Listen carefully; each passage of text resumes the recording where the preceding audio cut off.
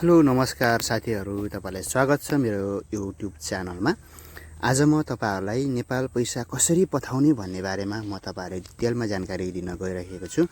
यहाँनिर तपाईले जानुहुन्छ कि यहाँ क्रोम ब्राउजरमा जानुहोस्, जो पहिलेको जस्तै नै हो। तपाईहरु कसरी पैसा पठाउने, नेपाल पैसा कसरी पठाउने भनेर अहिले चाहिँ नयाँ सबै कुराहरु अपडेट आएर चेन्ज भएको कारणले गर्दा चाहिँ मैले यसको बारेमा चाहिँ हजुरहरुलाई सिकाउन गइरहेको छु। तपाईहरु नेपाल पैसा पठाउन सक्नुहुन्छ। नयाँ साल, नयाँ ह्यापी न्यू इयर पनि सबैजनालाई।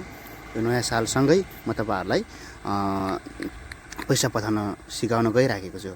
अनलाइन एसबीआई भनेर तपाईहरुले यहाँनिर सर्च गर्नु होला। यहाँनिर मेरो पहिले गरेको छ, यहाँनिर आइसकेको छ हैन। यहाँनिर तपाईहरुले जस्तै पहिले गरेको जस्तै आइसकेको छ। यहाँ पर्सनल लगइन गर्नुस्। लगइनमा क्लिक गरेर जुम गरेर हल्का क्लिक गरेर यहाँनिर लगइनमा क्लिक गर्यो। मेरो हल्का नेट स्लो भएको कारणले गर्दा ढिला खुलिरहेको छ। यहाँ राइट साइड कुनामा कन्टिन्यू टु लगइन कोमा जानुस्।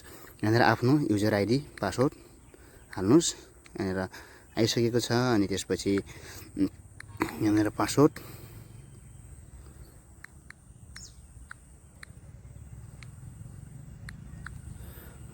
अनि यहाँनिर जो क्याप्चर जो छ यसको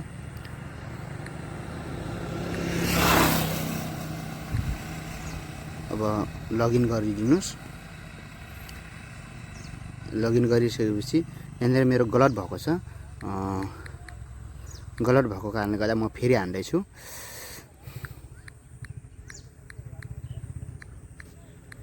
यो चाहिँ तपाईले 3 चोटी भन्ने धेरै हान्न सक्नुहुन्न है। तपाईहरुलाई थाहै नै छ। धेरै जसो तपाईहरु नेपाल पैसा पठाइराख्नु भएको छ।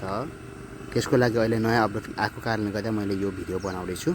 लगइन गरिदिनुस्। ओटीपी आउँछ है। ओटीपी आइसकेपछि सबमिट गरिदिनुस्। सबमिट गरिसकेपछि यहाँनिर एउटा नयाँ खालको हैन, जो कि पहिलाको भन्दा भिन्नै तरिकाको यस्तो खालको नयाँ टाइपको जो तपाई देखिसक्नु भएको छ। यस्तो खालको नयाँ खालको सबै आउँछ। यहाँनिर यो पैसा पठाउन तपाईले यहाँनिर पेमेन्ट एन्ड ट्रान्सफर यहाँनिर कोही पनि सम्भव छैन। यहाँनिर हेर्न सक्नुहुन्छ तपाईहरुले जो पठाउनु पर्ने हो। हामीले नेपाल पैसा अझैसम्म पठाउन सकिरहेको छैनौं। यहाँनिर 3 डट लाइन छ। यहाँनिर 3 डट लाइनबाट पनि हामीले भइरहेको छैन। यहाँनिर हेर्न सक्नुहुन्छ पेमेन्ट। यहाँनिर हेर्न सक्नुहुन्छ पेमेन्ट फन्ड ट्रान्सफर। यहाँनिर इन्टरनेसनल मनी ट्रान्सफर कोही पनि छैन। त्यही भएर तपाईहरुलाई आज म त्यसको बारेमा डिटेली रूपमा सिकाउन गइरहेको छु। त्यो भन्दा पहिला चाहिँ म तपाईहरुलाई एउटा कुरा यो जो तपाईको यो मेन उसमा आउनुभयो। मेनमा आइसकेपछि यहाँनिर तपाई लेफ्ट साइड कुनामा माथिपट्टि देखिराख्नु भएको छ स्विच टु ओल भ्यू भनेर तपाईले देख्न सक्नुहुन्छ। स्विच टु ओल भ्यू यहाँनिर देख्नु भएको छ लेफ्ट साइडमा स्विच टु ओल भ्यू। यहाँनिर क्लिक गर्नुस्। अनि यहाँनिर देखाउँछ तपाईले यो स्विच भनेर तपाईले देखाउनु होला। स्विच गरिदिनु होला।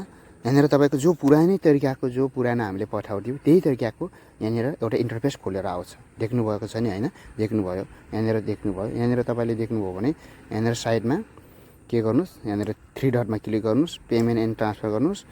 यहाँनिर पेमेन्ट ट्रान्सफर गरिसकेपछि तपाईले यहाँनिर फेरि खोज्नुहुन्छ कि यहाँनिर एउटा यो साइडमा राइट साइडमा एउटा इन्डो नेपाल मनी ट्रान्सफर भनेर आउँथ्यो। त्यो आइराको छैन। नआएको कारणले गर्दा चाहिँ तपाईले कहाँ खोज्नुपर्छ भनेर तपाईले यहाँनिर लेफ्ट साइड कुनामा थोडा जुम गरेर देखाउँदै छु तपाईहरुलाई हैन। यहाँनिर देख्नुहुन्छ इन्टरनेसनल फन्ड ट्रान्सफर। योमा क्लिक गर्नुस्।